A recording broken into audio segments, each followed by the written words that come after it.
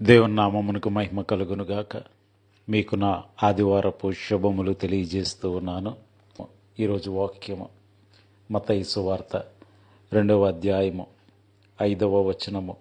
అందుకు వారు, యోదయ బెత్లెహేములోనే, ఏలయనగా యోదయ దేశపు బెత్లెహేమ, నీవు యోధ ప్రధానులలో ఎంత మాత్రము అల్పమైన దానవు కావు.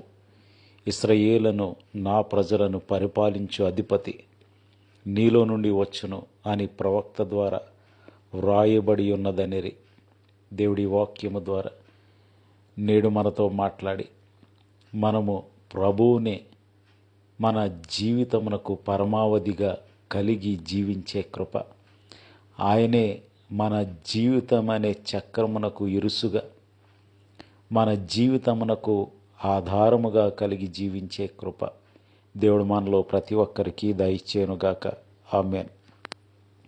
తూర్పు దేశపు జ్ఞానులు రాజైన హేరోదు దినముల యందు యోదయ దేశపు బెత్లెహేములో యేసు పుట్టిన పిమ్మట యెరూషలేమునకు వచ్చి, యూదుల రాజుగా పుట్టినవాడు ఎక్కడ ఉన్నాడు?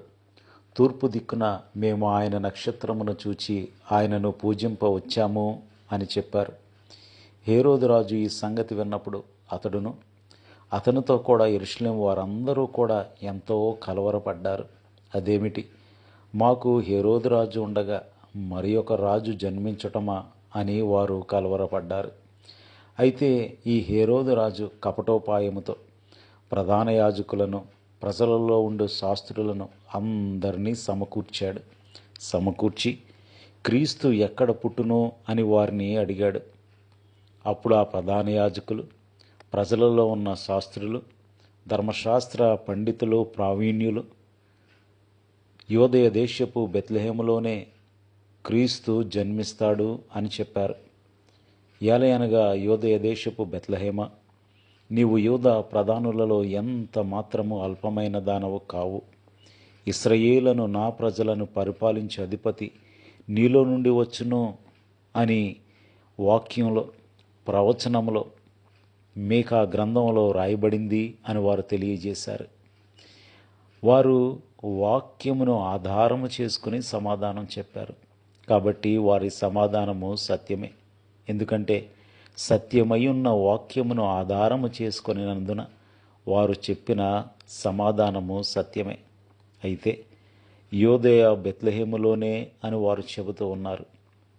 బెత్లెహేము ప్రపంచ దేశాలకు అది centre of the world map. ఎందుకంటే 1581వ సంవత్సరంలో హెన్రిచ్ బంటింగ్ అనే ఒక థియోలాజియన్ ఆయన గీసిన మ్యాప్లో, ప్రపంచ పటంలో యెరూషలేము ప్రపంచానికి మధ్యలో ఉన్నది. చాలామంది వాక్యము తెలిసిన వారు, చరిత్ర తెలిసిన వారు యెరూషలేము ప్రపంచమునకు మధ్యలో ఉంటుంది అని వారు చెబుతారు. హిజ్కియా ప్రవక్త ప్రవచనము ప్రకారము అదే విధముగా మరి ఒక చోట యెరూషలేము లేదా ఇశ్రాయేల్ అనే దేశము ప్రపంచమునకు మధ్యలో ఉన్నది అని ఆయన తెలియజేశాడు. అదేవిధంగా ప్రపంచ పటాలు, పూర్వకాలంలో వారు గీసిన ప్రపంచ పటాలలో యెరూషలేము ప్రపంచమునకు మధ్యలో ఉన్నట్టు మనం చూడవచ్చు. కాబట్టి ప్రియ సహోదరుడా, సహోదరి, ప్రభువు ఎందుకు ప్రపంచము యొక్క మధ్యలో జన్మించారు? ఆయనకు ఇవ్వాల్సిన స్థానము అదే. ఆయనకు మన జీవితంలో, మన మనసులో, మన కుటుంబంలో, మన హృదయంలో స్థానం ఇవ్వాలి. ఆయనకు శ్రేష్టమైన స్థానం ఇవ్వాలి. మన మానవ జీవితమునకు హృదయమే ప్రథమమైన కేంద్రము. హృదయములో నుండి సమస్తమైనవి పుడతాయి. హృదయంలో నిశ్చయించుకున్న ప్రకారమే మానవుడు బ్రతుకుచాడు. కాబట్టి మన హృదయాన్ని ఆయనకివ్వాలి. ప్రియ సహోదరుడా, సహోదరి, నీ హృదయమునకు ఎవరు అధిపతి? నీ జీవితమునకు ఎవరు అధిపతి? నీ ఆలోచనలకు ఎవరు ప్రభువు?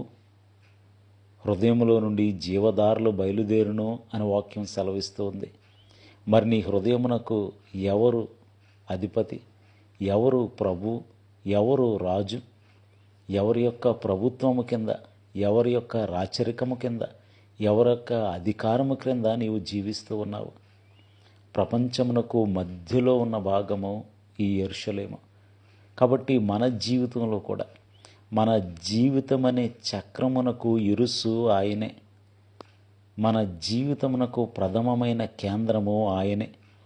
ఆయన చెప్పినట్లు ఆయన అధికారమునకు, ఆయన వాక్యమునకు విధేయులమై మనము జీవించాలి అనే ఆత్మీయ సత్యమును నేర్పించడానికే ప్రభువు ప్రపంచము యొక్క మధ్యలో ఆయన జన్మించారు.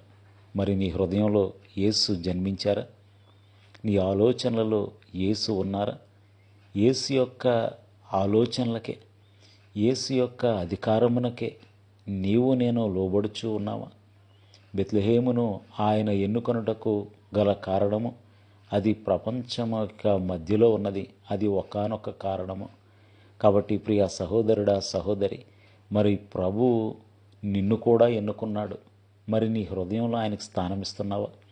నీ హృదయంలో ఆయనకు స్థానం ఇచ్చి ఆయనకు లోబడినట్లయితే ప్రభువు నిన్ను కూడా ఎన్నుకొని ఎంతో ఘనునిగా నిన్ను చేయగలడు.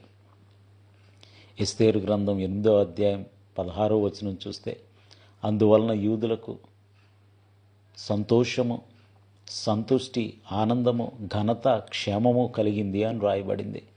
ఎవరైతే ప్రభువును తమ హృదయములకు, జీవితములకు అధిపతిగా చేసుకుంటారో, వారి జీవితం అనే చక్రమునకు ఇరుసుగా చేసుకుంటారు, వాక్యానుసారముగా జీవిస్తారు, వారికి క్షేమము కలుగుతుంది. అదేవిధంగా వారికి ఆనందము కలుగుతుంది, సంతుష్టి కలుగుతుంది, ఘనత కలుగుతుంది. మరి వాటిని దయచేయటానికే ప్రభువు నీ కొరకు, నా కొరకు ఈ లోకంలోనికి వచ్చి ఉండగా, ఇంకా వేరే వారి అధికారమునకు, లేదా నీ స్వీయ అధికారమునకు, లేదా అపవాది యొక్క అధికారమునకు నీ హృదయమును, జీవితమును అప్పగించి మార్గము తప్పిపోయి ఉన్నావా? ప్రభువు పిలుస్తూ ఉన్నాడు. ఆయన అధికారమునకు ఒప్పుకొనుము. నీ ప్రవర్తన అంతటి యందు ఆయనకు లోబడి ఉండుము.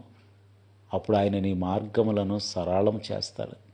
నీకు ఆనందము, క్షేమము, సంతుష్టి, ఘనత అనుగ్రహిస్తాడు.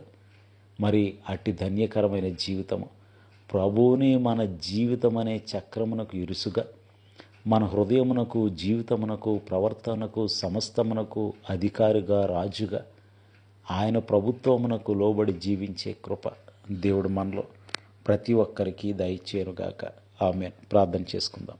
సర్వోన్నతుడును సర్వశక్తివంతుడు అయిన మా ప్రియ పరలోకపు తండ్రి, జీవం గల దేవా, మా జీవితాల్లో మరొక పరిశుద్ధ దినమును, నీ కుమారుని మరణ పునరుద్ధాన దినమును మాకు దయచేశారు. అవును ప్రభువా, ప్రధాన యాజకులు, శాస్త్రులు ప్రవక్త యొక్క ప్రవచనమును బట్టి యోదయ దేశపు బెత్లెహేములోనే ప్రభువు జన్మిస్తాడని తెలియజేశారు. అవును నాయన, అది ఎంత సత్యము. ప్రపంచ పటమునకు ప్రభువా మధ్యలో యెరూషలేము ఉన్నట్లుగా మా హృదయమనే మా హృదయమనే కేంద్రమునకు, మా జీవితమనే చక్రమునకు ఇరుసుగా నిన్ను కలిగి జీవించే కృప, నిన్ను ప్రభువుగా, రాజుగా, అధికారిగా, చక్రవర్తిగా నిన్ను కలిగి నీ ప్రభుత్వమునకు, ఆలోచనకు, వాక్యమునకు లోబడి జీవించే కృప మాలో ప్రతి ఒక్కరికి అనుగ్రహించమని ప్రభువా, ఎవరైతే నిన్ను తమ హృదయమునకు ప్రభు అధికారిగా, కేంద్రంగా కలిగి జీవిస్తారో వారి హృదయము బ్యాలెన్స్డ్గా ఉంటుందని, అది సంతోషముతో ముందుకు సాగిపోతుందని మేము గమనించాము, ధ్యానించాము గనక అట్టి ధన్యకరమైన స్థితి మాలో ప్రతి ఒక్కరికి దయచేయండి. రక్షక, ఈ రోజంతయు నీ కృప, కాపుదల, కనికరము, కటాక్షము మాతోంచి మేలు చేయుచూ నడిపించమని యేసునామములో స్తుతించి వినయముగా వేడుకొనుచున్నాము తండ్రి. ఆమేన్. మీ అందరికీ నా వందనములు. ప్రభు పరిచర్యలో మీ సహోదరుడు దిలీప్ బాబు.